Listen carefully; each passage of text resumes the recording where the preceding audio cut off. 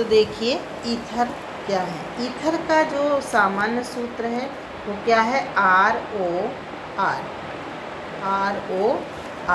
है ना। तो R क्या है यहाँ, एल्किल मूलक, कोई भी एल्किल मूलक अपन लगा दें, CH3OCH3 लगा सकते हैं, है ना। या फिर यहाँ पर हम C2H5 लगा सकते हैं, या फिर यहाँ पर एक एल्किल ग्रुप एक फेनिल ग्रुप भी लगा सकते हैं।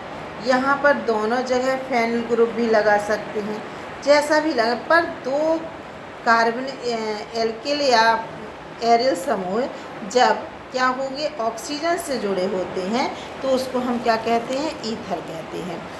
अब जिस ईथर में दोनों एल्किल मूलक हैं, यह क्या कहलाता है, एलिफेटिक ईथर, है ना। और ये जिसमें एक एल्किल ग्रुप और एक एरियल ग्रुप जुड़ा है, ये कहलाता है आपका आंशिक एरोमेटिक, और जिसमें दोनों एरोमेटिक जुड़े हैं, ये कहलाता है पूर्ण एरोमेटिक। इसे हम जल का डाई एल्किल व्युत्पन्न भी कह सकते हैं कि यदि इन दोनों आर की जगह क्या जुड़ा है, H। जल का फॉर्मूला क्या होता है, HOH, है ना। तो अगर हमने इस दोनों हाइड्रोजन को एल्किल ग्रुप में बदल दिया तो क्या बन जाते हैं, ईथर। इसलिए इसे हम जल का डाई एल्किल व्युत्पन्न भी कहते हैं। इसे एल्कोहल का एनहाइड्राइड भी कहा जाता है।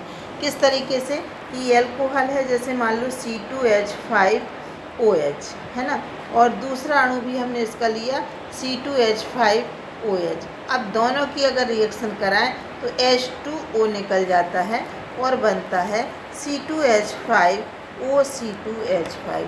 तो एल्कोहल के निर्जलीकरण से बना ना, मतलब जल का अणु जब निकल गया तो ईथर बना, इसलिए हम इसको क्या कहते हैं, जल का एल्कोहल का एनहाइड्राइड कहा जाता है इसको।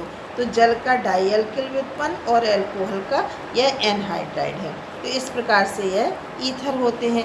अब ईथर का इनका नामकरण कैसे करेंगे हम, देखें कि क्या है, जैसे है कि CH3OCH3, तो इसका जो साधारण नाम लिखेंगे अपन, कॉमन नाम, उसमें क्या करेंगे कि दोनों मैथिल का नाम लिखेंगे। तो दोनों ही सेम ग्रुप हैं, तो मैथिल, कौन से ग्रुप जुड़े हैं, मैथिल। कितने हो गए, 2, तो इसका नाम हो जाएगा डाई मैथिल। और किस फंक्शनल ग्रुप से जुड़े हैं, ईथर से जुड़े हैं, तो इसका नाम हो जाएगा डाई एथिल ईथर।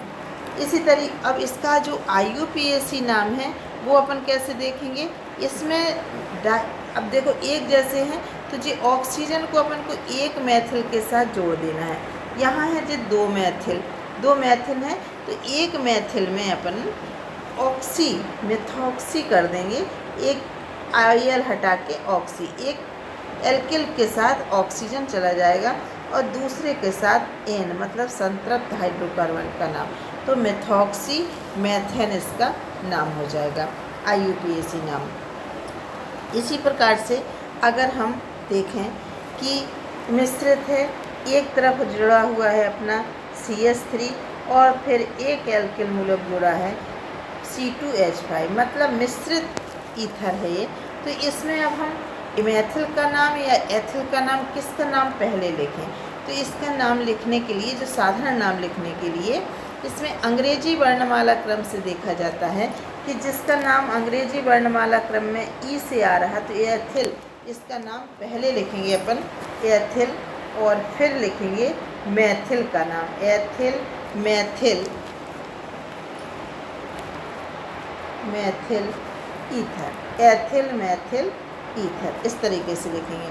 और जो IUPAC नाम लिखेंगे उसमें जो ऑक्सीजन है वो छोटे एल्किल मूलक के साथ जाएगा, इसका नाम छोटे एल्किल मूलक के साथ जाएगा, और बड़े एल्किल मूलक के नाम में N लगाएंगे। मतलब इसका नाम ऐसा होगा कि मेथॉक्सी एथेन, एथॉक्सी मैथेन नहीं होगा, मेथॉक्सी एथेन, ये इसका नाम है। ठीक है, तो इस तरीके से यह हो जाएगा आपका IUPAC नाम। अब इसमें अगर हम देखें दोनों फेनिल लगे हुए हैं, मान लो ऐसा है, ये एरोमेटिक है, कैसा है, C6, एक तरफ हमने एरोमेटिक ग्रुप लगा दिया C6H5OCH3। तो इसमें इसका नाम भी M से आ रहा है, मेथिल का नाम M से, और इसका नाम P से, तो मेथिल फेनिल ईथर। इसका भी नाम क्या होगा? Methyl phenyl ether.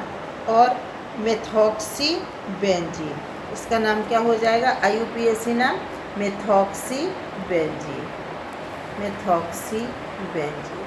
ये तो पता चल गया, साधारण नाम क्या होगा? Methyl phenyl ether. और इसका एक और नाम होता है, वो आप याद रख लीजिए, एनीसॉल। इसका नाम होता है एनीसॉल।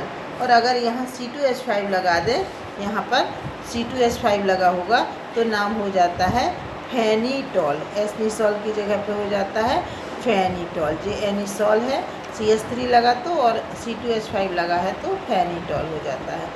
तो इस तरीके से यह इसके नाम होते हैं। और यदि दोनों जगह पे आपका C6H5 लगा है, यहाँ भी C6H5 है, तो ये हो जाएगा आपका डाईफेनिल ईथर और फेनॉक्सी बेंजीन। इसका जो IUPAC नाम होगा वो क्या होगा? फेनॉक्सी बेंजीन, या साधारण नाम जो होगा वो होगा डाईफेनिल ईथर। तो इस प्रकार से इनके नामकरण है, यह नाम आपको लिखना है।